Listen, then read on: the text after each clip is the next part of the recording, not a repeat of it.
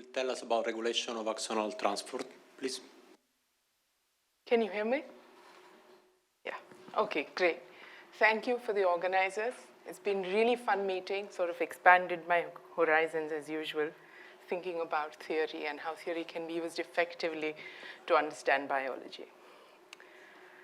So I'm an experimentalist, and I'm only going to show you experiments. I don't expect anybody who's theory here to remember any gene names, and so hopefully we'll get through this fairly easily. As Joe has already introduced this morning, neurons are amongst the longest cells that you will find in most animals and often have very complex morphologies. Synaptic vesicles, schematized here from Reinhard Jahn's nice mass spec data, are critical for the function of neurons. Synaptic vesicles are an extremely abundant cargo in neurons.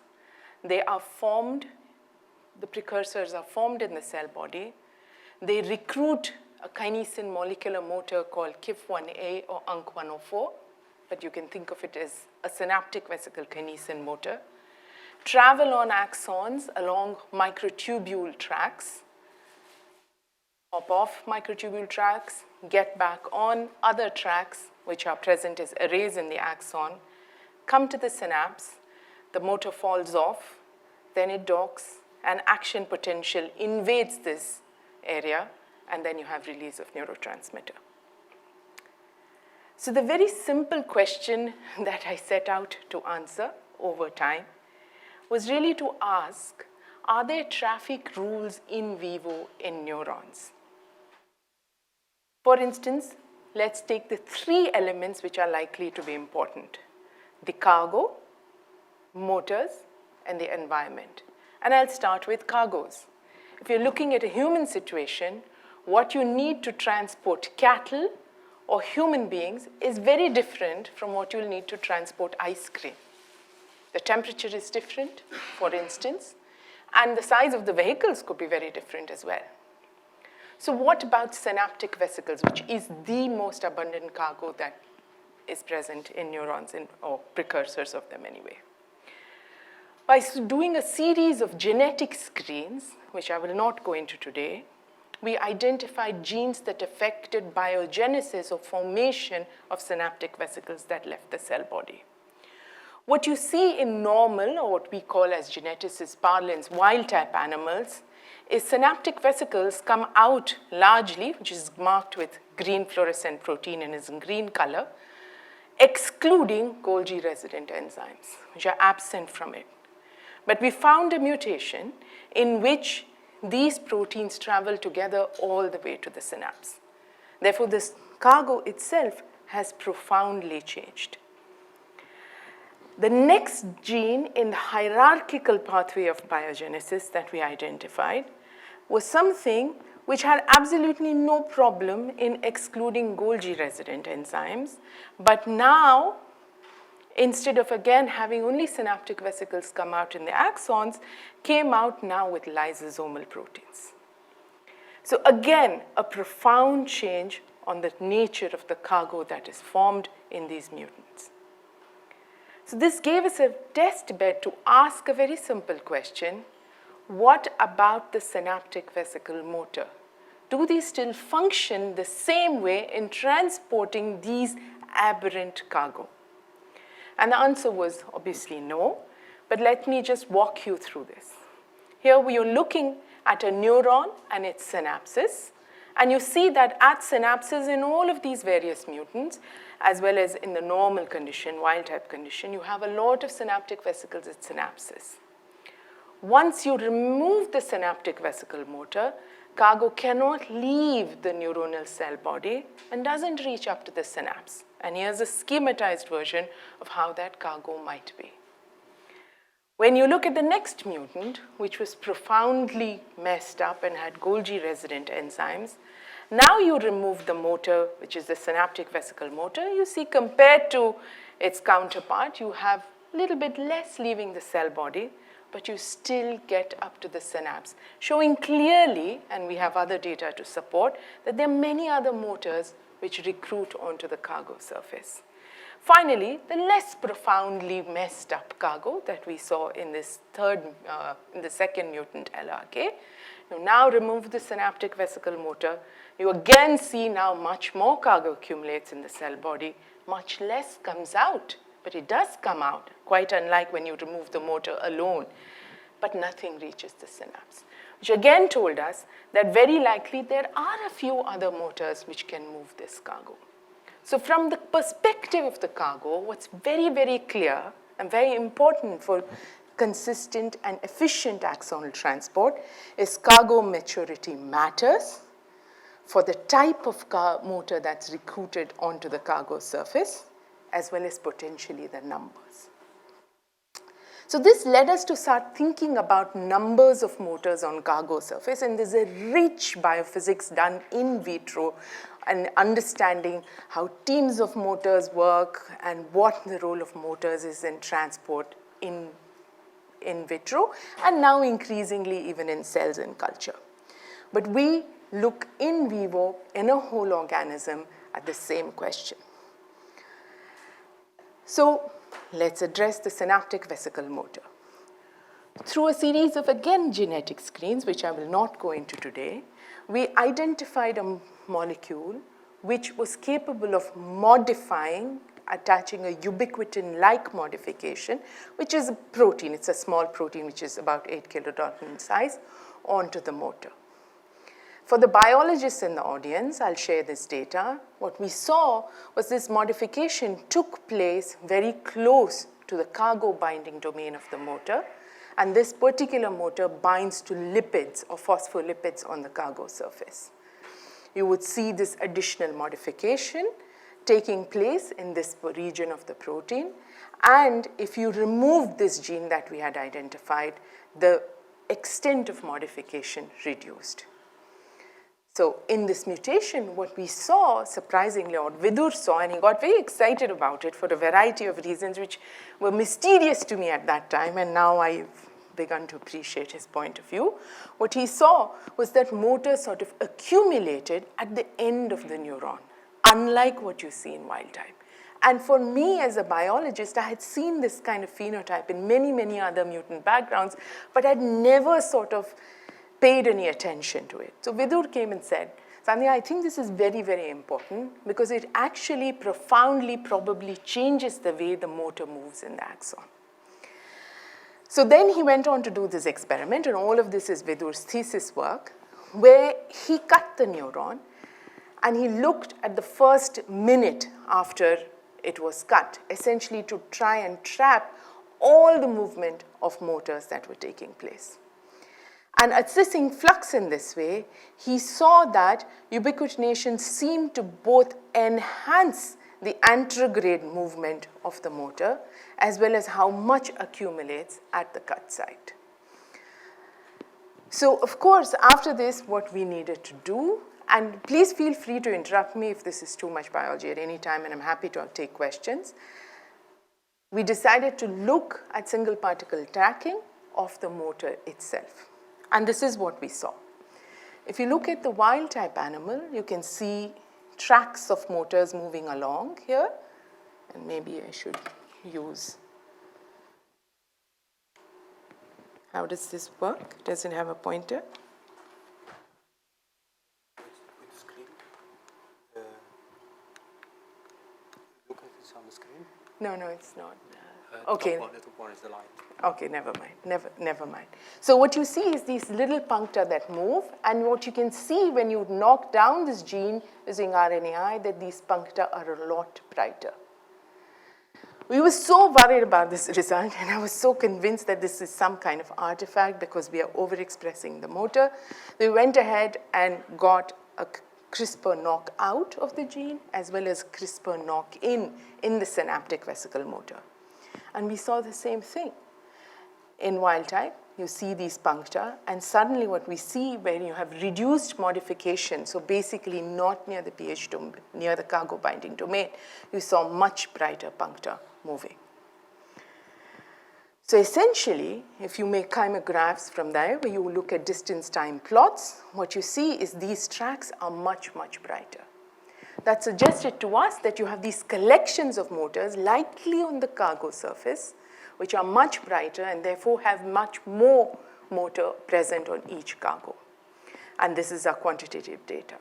So our hypothesis then converted into, or at least our understanding at this point, changed to the following.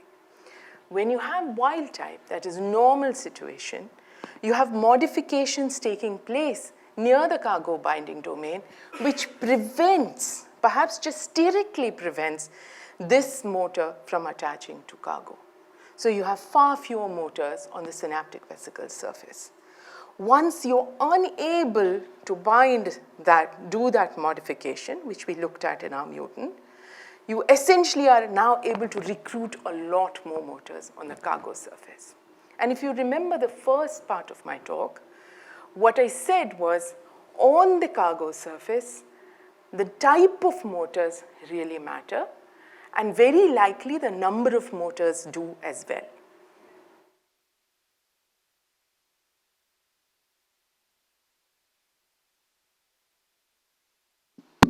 It is. Is it possible there is a modification that you're removing from the microtubules as well, which could help load more motors? So that's very difficult for us to address, whether there's a change in the microtubules itself, but the dynamics of microtubule, the behavior of EB kinetics does not change. So we think that whatever the modification it does to the microtubules, if there is any, does not appear to change at least the dynamics of the microtubule. That we see that in that largely microtubules are stable, and whatever moves and shows the same direction of flow and the same degree of change. So we think that it comes from the motor. I ask you a question, but why do you say stereo? When you do changing interaction between motor and cargo. If your mutation increases the strength of interaction, from a thermodynamic point of view, you will have more motors. You don't need to invoke steric argument, which means that you might have mutations which actually will be weaker interacting. This is the wild type motor. And so what you're doing is attaching a protein to it. I understand. You're trying to say in wild types, they're sterically preventing each other. I'm arguing the interaction between single motor and single cargo in wild type is different from interaction of mutated with cargo, and it's stronger in mutated case, and that's why you have more motors. So we think that it's stronger in the mutated case because it's naked. It doesn't have this ubiquitin-like modification attached to it. That's what I think. So when the ubiquitin-like modification is present, why should the motor not bind? You have this 8 kilodalton protein which is right next to the cargo binding domain, and that's where the steric interaction comes in. So one of the pieces of data I didn't show you is that we did a CRISPR knockout of the region where the modification occurs, and we see very similar data. So I think that this modification seems to be very important for allowing for motor, many more, I call naked motor, to hop onto its cargo. Okay. So what had been shown in vitro is that if you have a large number of motors on the cargo surface, essentially the cargo walked much further, because if one motor fell off, another motor could recruit. But when you're doing these kinds of in vitro experiments, you essentially have microtubules and you have a purified system which doesn't have the complexity that you see in vivo. And there had been at least one study in vivo where there had been caveats, which suggested that if you reduce the level of motors on the cargo surface, it need not, or it did not in the way they concluded it, lead to changes in how far the motor would walk. So we, of course, wanted to look at a completely in vivo system, which is looking at neurons inside C. elegans. And what we saw is the following. In both of our conditions, where we either knock it down or completely take it out, we saw that how far the cargo walked seemed to depend on how many motors were on its cargo surface, on the cargo surface. So what would be the purpose of doing this? as far as we could look at in this mutant, cargo got all the way to the synapse. So we're not worrying about are we getting cargo all the way to the synapse. Why should it at all matter how many motors are on the cargo surface? And that sort of worried us a great deal. Then we started looking much more carefully at this question. And the first thing that Vidhu noticed was the following, which is that he would see much more cargo towards the end of the neuronal process, just like you saw much more motor accumulating at the end of the process. And I never worried about the motor accumulating at the end of the process because there's just so much motor present. So what does it matter where it accumulates? But this said that if you have a large amount of motor and it can bind to cargo, now you can drive cargo to regions much more where they are not normally found. Okay, that's reasonable. What's so exciting about that? So essentially what we are saying is if you have one motor, it goes a little distance. Without the modification, you have many more motors. You can walk farther, accumulate at the end. Then we went on to say, is this going to be functionally relevant, at least in some situations? And I'll walk through one set of data, which is much more to do with mutants of various kinds. So we took a motor that we had shown to be cargo binding defective. So it doesn't bind cargo very well. There's lots of it, but it doesn't bind cargo very well. And then we removed the ability to do this modification. And instantly we saw that the cargo actually traveled much further with this mutation. So instantly it gave us a thought in our head that maybe where this is going to be relevant is in situations where you have challenges to axonal transport. For instance, we looked at another mutation where cargo cannot get out very far into the axon and definitely doesn't go into the synapse. And what we and others had shown earlier was that if you absolutely blast the system and give huge amounts of motor, you could actually now begin to drive the cargo much further out. And why do you want to put the cargo all the way out? Because synaptic vesicles are incredibly important and they have to come up to the synapse to function. And what we do, what we saw was when we removed this modification, we essentially saw the same thing that we saw when we blasted the system with huge amounts of motor. So it seemed that the number of motors are actually going to be very, very critical to control the extent of cargo distribution along the neuronal process. But another place where we thought it might be extremely important, and these are ongoing experiments, they're not completed as yet, was in how you might navigate complex geometries, which, for instance, Joe presented this morning when he presented dendrites, but you can also see those kind of branching in axons. So this neuron gave us a perfect situation to ask the question, what happens when you want to navigate in much more difficult spaces? Do numbers of motors matter? And there was some in vitro data coming from Jenny Ross's lab and I can't pronounce the name very well, Melki-Lekadamiel's lab, which seemed to suggest that it might actually be important. So here's our assay. Our assay that we see is that vesicles come, this is the cargo, synaptic vesicles come, and turn going towards the synapse. Here's a diagram, and there are few which go along straight. Right? So you can just watch the movie for a few seconds and you will see that vesicles are headed in both directions. Do motor numbers matter in navigating the surface? As I said, it's still an ongoing experiment, but I'll show you the completed part of the experiment.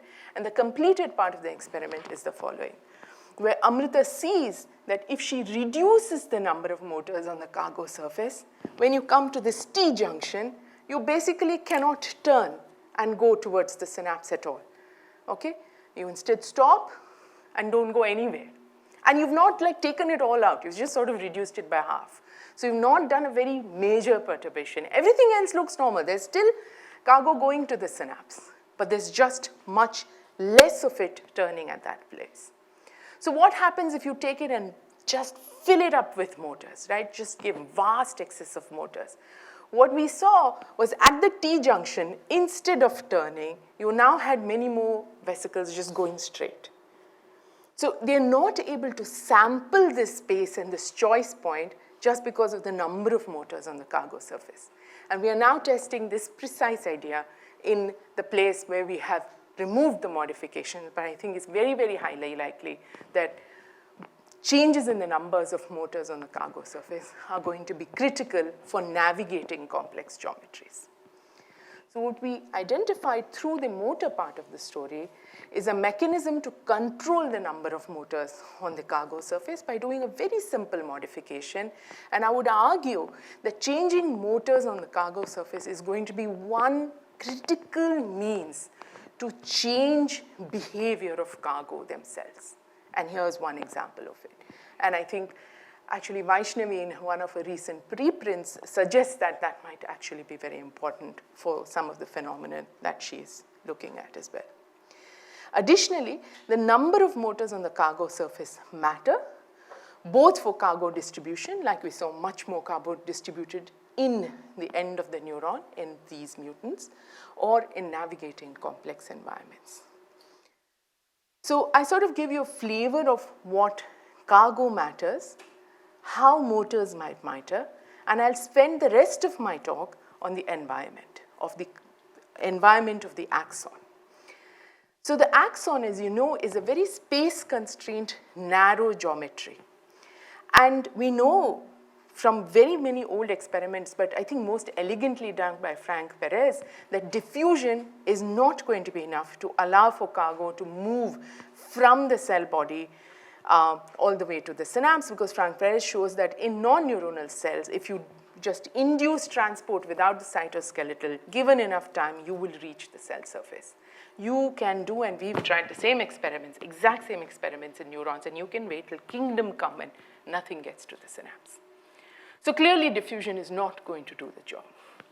So we have already shown you examples of axonal transport, but one of the things that if you look and stare long enough at the movies, what we realized, and thanks to my theoretical physics collaborator Gautam, who insisted on me trying to explain this to him, is that you see lots of cargo moving, but you also see cargo that don't move at all and are very, very stable for minutes on end.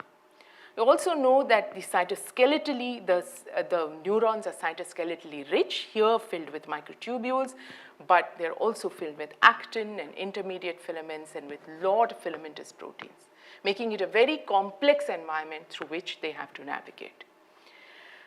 So the multiple issues that a neuron brings or an axon brings to the table are not only the cytoskeletal richness, but also the axon diameter, which we have not investigated, and our system is not the right place to investigate it. But nonetheless, the cytoskeletal is something that we could investigate, and we ended up looking at actin, which is a filamentous protein which is present, enriched in multiple regions in the neuron, and some of it, Christophe Leterrier, Renzhou, and Mong has shown is actually present as rings, although we don't see the rings in the neurons that we are looking at for actin. And what we saw was that these long-lived clusters of vesicles, which are stopped for minutes, are actually present at actin-rich regions. So here's a chymograph where you do dual color imaging, and this is looking at different markers, different cargo, and even different species. Here's all C. elegans data, and here's Drosophila axon data, where essentially you found these proteins present in actin-rich regions, and removing that actin-rich region using latrunculin A both reduce the number of stalled vesicles and increase the proportion of moving vesicles. This led my student Parul to come up with a particular experiment or an analysis which she felt would be very useful. She asked a very simple question. If you have these regions where vesicles and actins are present together, and you look at moving vesicles, what happens? Where do they stop, right? And this is somewhat old data, but it's still sort of it's a very simple idea which gave us an important insight into the problem. In regions of the axon where you don't have actin-rich regions and you don't have any stalled vesicles, synaptic vesicles just go past. They're just zipping past as if they're on a highway. When you have actin-rich regions, and actin has been shown to trap cargo and do all kinds of interesting things, we didn't see much of an effect at all. It didn't matter whether we looked in C. elegans neurons or Drosophila neurons, we saw the same thing. If you have just an actin-rich region, some amount of vesicles will stall and get trapped in that meshwork, but most of it sort of goes past. What was striking is when we looked at regions which didn't have an actin enrichment but had a stalled cargo, or most strikingly, where it had both an actin enrichment and a stalled cargo, and irrespective of the system, these places, essentially where you had this big stalled cargo in front of you, another cargo came and stopped. So this suggested to us at that time that if you have different types of cargoes, where you have an actin-rich region with a stalled cargo, it might actually fill up the available space and make it much, much harder for other cargo to go through. This gives rise to a couple of predictions. First of which is that different types of cargo should stall together, which is what we saw. We saw endosomes stalling with synaptic vesicles stalling with mitochondria, endosomes with mitochondria. So any number of things that we saw seemed to be stalled at the same location. Very well, so if you sort of accept that stalling along the axon can perhaps arise from physical congestions or a lack of availability of space, then the next question for us at least became, are these traffic congestions relevant in sick neurons? And the reason is that there's been a long tradition of looking at axonal transport in neurodegenerative disease. And in neurodegenerative disease, there's been reports of transport being reduced as the animal ages or the disease progresses, as well as clusters of, multiple things, proteins, vesicles, all stalling. Be they look at, can look at human patients, post-mortem or mouse models or C. elegans models. You see the same thing. You see these clusters present along the neuron. So we came up with a hypothesis, a very simple hypothesis, that perhaps this stalled cargo that you see could be increased because there's just physical crowding from other things which are not moving around. Alternatively, there could be mechanisms to bypass traffic jams or congestions in axons which are now compromised. Both are equally acceptable hypotheses. So we took this hypothesis, and what it really converts into is, can you get past traffic jams or traffic congestions in healthy neurons? And the answer came for us as a prediction that comes from the model that Gautam developed. So Gautam benchmarked some of our experimental data, just the numbers of vesicles moving in each direction and the nature of the motion, and came up with a simulation, and this is what the simulation shows. I'll show you the pictorial version, where you will see cargo moving, and they'll just stop, and these are at ends of microtubules, which are simulated as ends of microtubule. And we see, of course, experimentally cargo pause for a very long time. And if the cargo doesn't do anything at all transport will stop. The only way transport will resume, and we can play that part of the movie again, only way transport will resume is if it does something, the cargo that's going actually decides to change state. So, if I was giving this talk in India, I would say, think of Indian roads, and you don't have Google Maps. If you don't have Google Maps, you're on the road and you're on a very crowded road. Somebody mentioned in some dinner that Naples is chaotic, traffic in Naples is chaotic.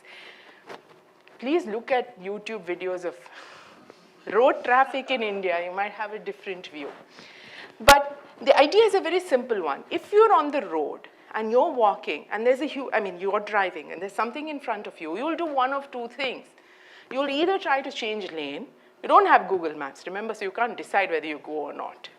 So that's prediction of the future, which these processes don't, hitherto nobody has reported and we have not seen. So you'll try to change lanes, which is what it's doing here, right? Instead of stopping, it changes lanes, which changes onto a microtubule and walk. The other thing you might do is to stop, pull over in the side, and say, I'm going to wait for a little bit more time and sample the same space again. So this is what I call, you take a local decision in space or you take a local decision in time.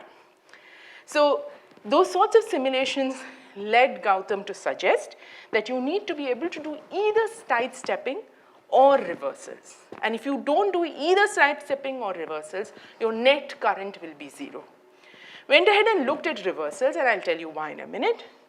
If you do reversals at what he puts in as normal rates so that you can recapitulate some of the experimental observations, you have very good current. As you keep dropping your rates of reversals, the probability of doing reversals, your current keeps going down. So of course, state changes where you can look at when a vesicle switches on to another track in an axon in vivo in that little 300 nanometer diameter is experimentally impossible for us right now. So we instead decide to look at reversals. And here is a reversing vesicle in red. The green are the actin-rich regions. Yellows are where they are co-stalled. And you'll see that this vesicle will try to go back and forth and back and forth, and then finally get through the jam and come out at the other end. Okay, so we can track these kinds of movements. And we know where those reversals take place. Actually, there are many more of the reversals, or few more of the reversals take place away from where there are stalled cargoes, very many, and some fewer, slightly fewer take place at stationary cargo. So the simulation suggested that if you do reversals where you are stalled, where the vesicles are stalled, that's one vesicle is coming up and you have a cluster of vesicles here, comes here, it has a reversal here. Of course, that's the best for getting the most current. But even if you just can do reversals anywhere at all, that you can do some reversals, just by chance, you're going to get some amount of current taking place. But anyway, what this model gave us was a prediction that reversals are going to be very important for maintaining cargo flow. So we took a leap of faith and said, let's look at a Tau-Putty model, which other people had standardized. In fact, I showed you a picture of, where you know that there are clusters along the axon, where we know that transport goes down over time. Now let's look at reversals, at how many cargoes stall, and do we now see something that happens? Yes?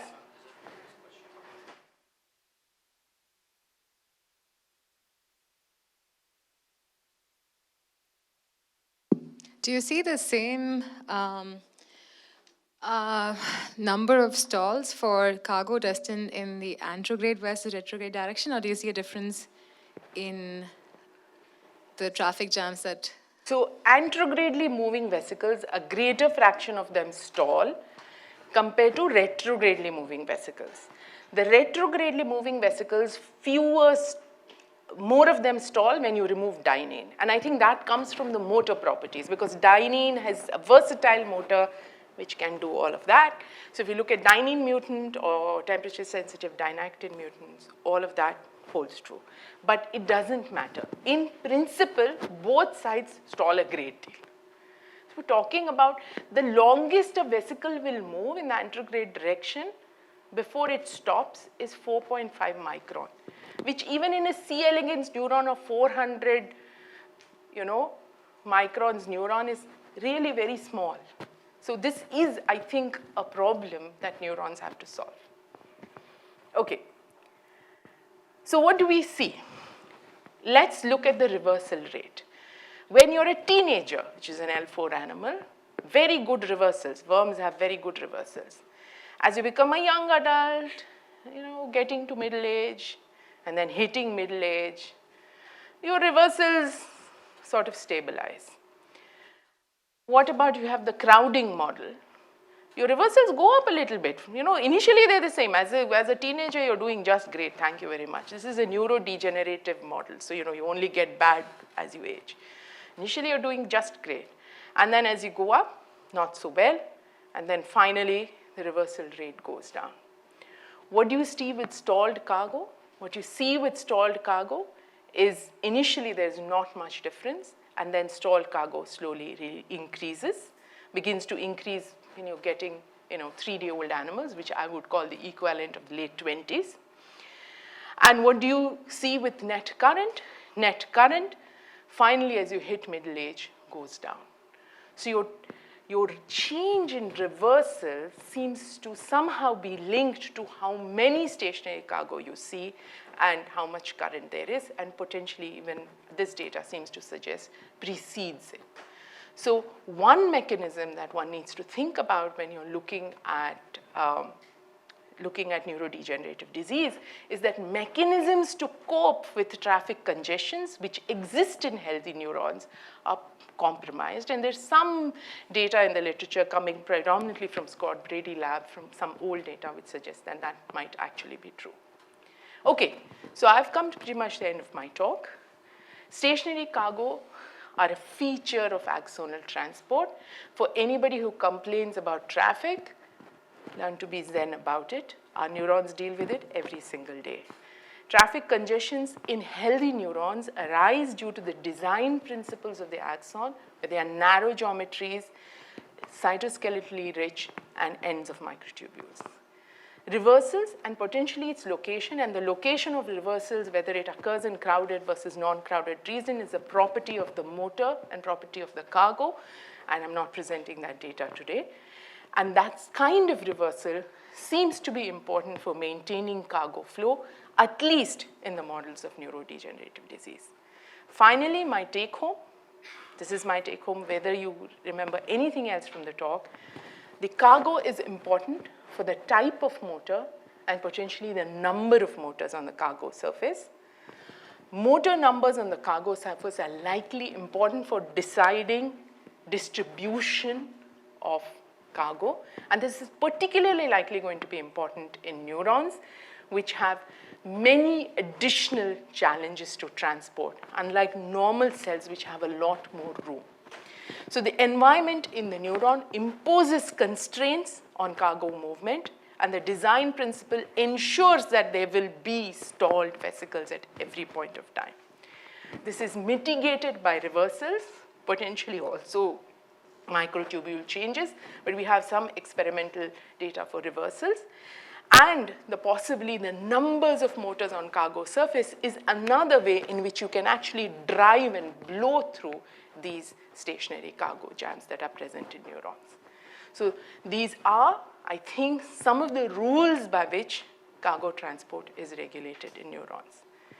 All of the motor work was done by Vidur, and I did present the theory physics collaborator, both Amitabh Anandi and Debashish, who have helped suggest that there might be some sort of cooperativity in the motor presence on surfaces, which I didn't get into today. And the girl gang in my lab did all of the cargo crowding studies. Amrita just graduated, and this was the postdoc who actually started the work. And none of that work would have been possible without Gautam pushing me and asking me a lot of questions and then developing the simulations with his students. Thank you for your time.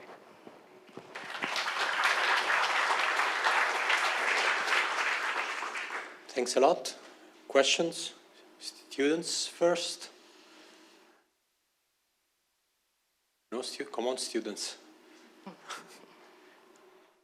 Meeting fatigue. Okay, then. A former student. So thank you very much for your talk. I have a question and a comment. The question is, I understand that because of the resolution limit and everything, you cannot decide whether moves things are moving from one highway, say, to the other. Yeah, moving from one microtubule to another. Would it be impossible to rule out the possibility that while the cargos move back and forth, they are also waiting for the chance to jump from one to the other? So, certainly possible. So in the simulations, you separated both because you wanted to see what the contribution of each of those in this particular system was. But in vivo, there's nothing to prevent you from reversing as well as jumping. You have to realize that all of these cargo have both kinds of motors present on it. And the motor which carries cargo from the synapse back to the cell body is a more versatile motor which will more easily change protofilaments or change tracks. So yes, it is possible. We are not able to assess this in this system. It's very difficult actually for anybody currently state of the art, very difficult to do.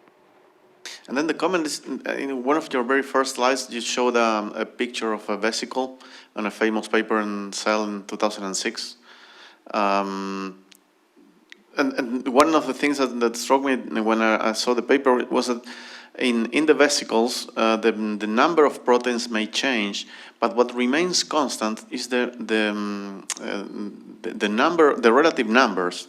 So if you have one protein of this kind, then you have 4 of that other kind. That would fit with your model of the motors, right? Absolutely, it will fit. So when you think about cargo identity, you have to think about it as a range. So when they say, for instance, Ryan and Yard's paper says, you will have 70 molecules of synaptobrevin. It's actually a range, right? It can go anywhere from, say, 55 to 80. So I think you will see that range. And I think it's because of that range that we are able to tag it and see that it goes to the right place because of, experimentally, even though you're overloading the system, you still get the right identity. What's intriguing about that data is there are 135 phosphoinositides, a subset of which that this synaptic vesicle motor binds. That means there are way many more sites that are present than motors that have been reported to be present on the surface, at the number of motors that they show. So to me, that shows that you can really saturate the number of motors on the cargo surface, maybe by doing some of these manipulations that we do. What was not clear to me is why would you even bother? Because you're already optimized. And what our work seemed to suggest that there are situations in which numbers of motors on the cargo surface are going to be very critical in vivo, not just in understanding what people have done in biophysical terms, is that if you have number of motors, you will walk more. But it actually means your cargo is going to be distributed differently. Yeah, I have a question. Very nice talk. I was wondering about reversions in the zone where you are looking at reversions. Reversions are like instantaneously, no delay time for a reversion to occur. So I was thinking about... that was an example. We see 2 kinds of reversals. Ah, okay. But in this kind of example, is how do motors change so rapidly? The decision of doing a reversion. So I think there have been papers in the field to suggest that motors can switch. So one of the things that you see, one of the ideas that is there, and some data to support it as well, that you can co-recruit the anterograde and retrograde motor. And in fact, this is a very old review which Stephen Gross and I think Michael Welty wrote, where they had this model of pink monkey, where you can switch between the motors really quickly.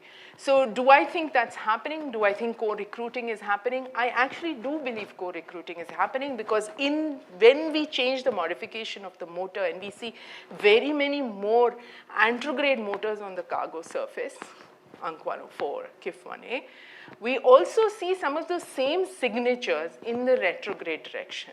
So we think both of them are co-recruited, and therefore when you have both of them present at high densities, I think one could activate the other. How quickly it happens, in vivo it's very difficult for us to say whether that switch is because you have a pre-activated motor or something in that local niche which is activating that motor.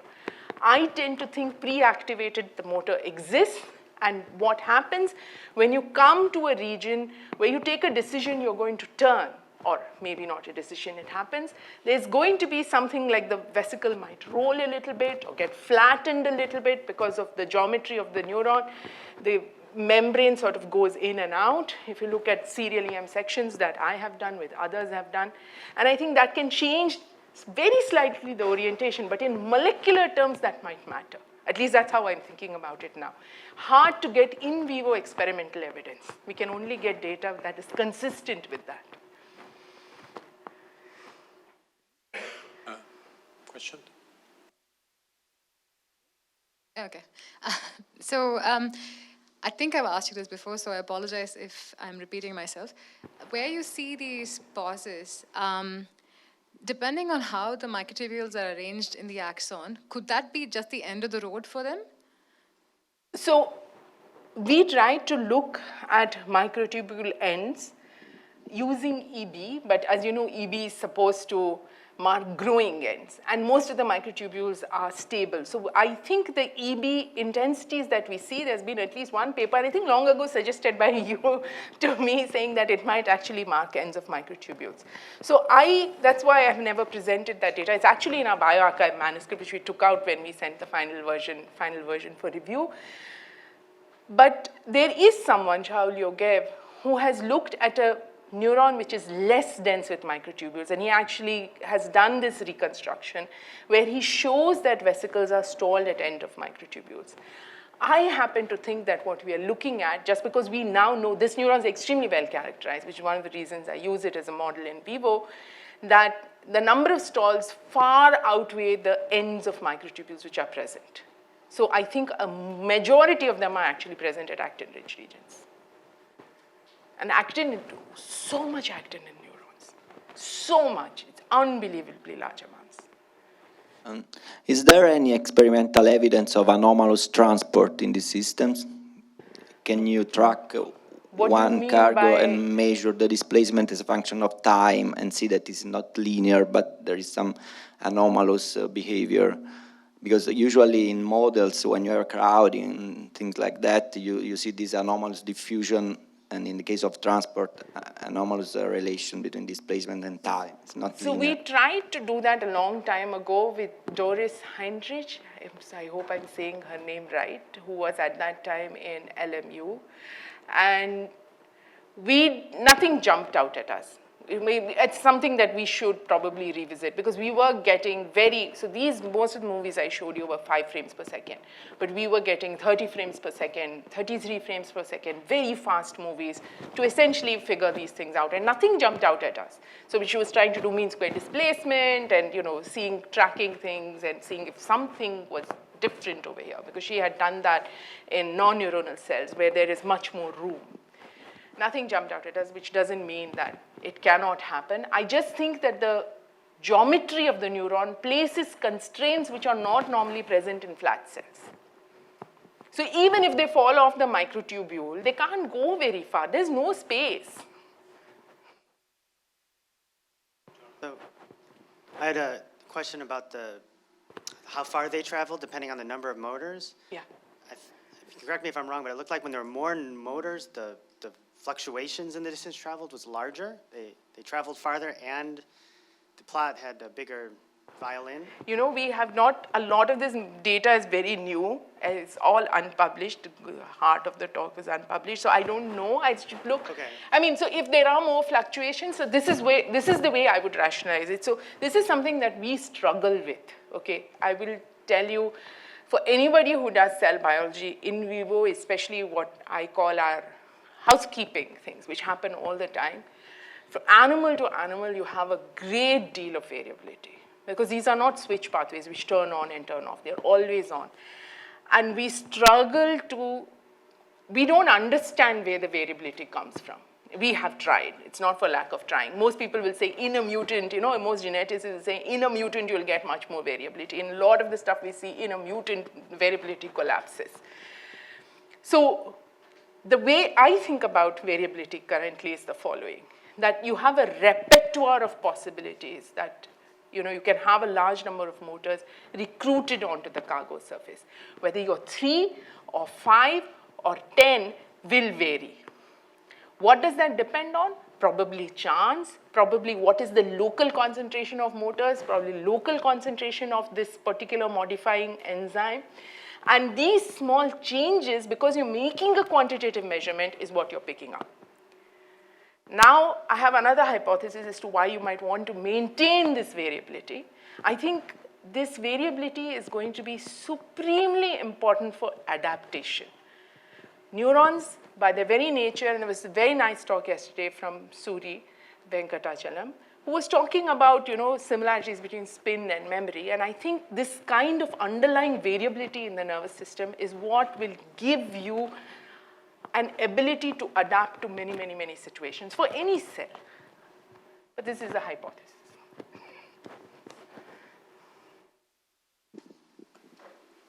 One last question. Have you tried to look at the distribution of pause times to see if it's exponential, narrow? We've not plotted it like that. Of course, we have calculated pause times. As for chymograph analysis, we get every piece of data that we can, right? Because we absolutely leave nothing behind. We look at pause times, pause duration. location of pause, where they halt, every single thing. But we've not plotted it like that. So we have only plotted averages. But what do you expect it to tell us?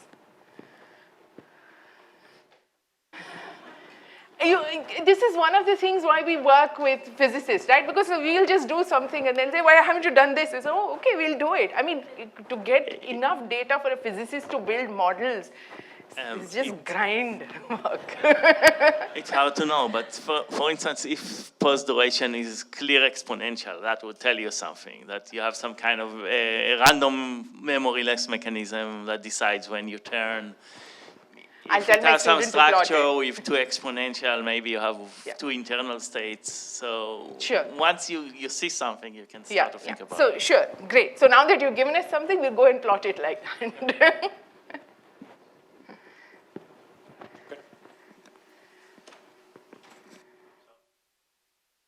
So to follow up this question, actually, if it's not exponential, it's even more interesting, at least to some of us.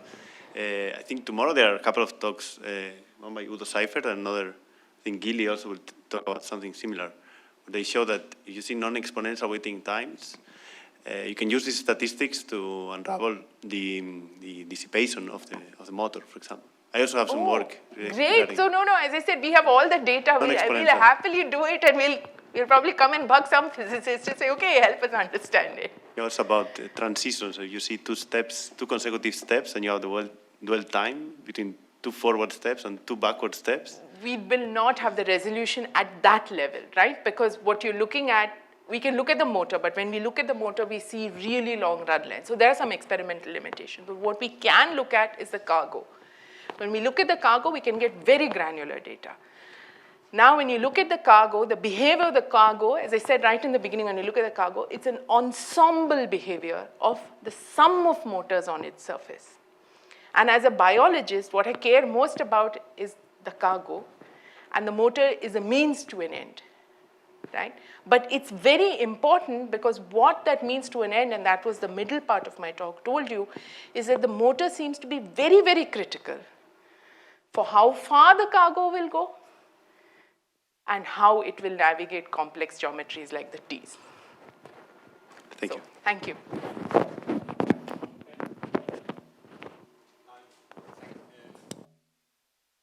Thank the speaker again.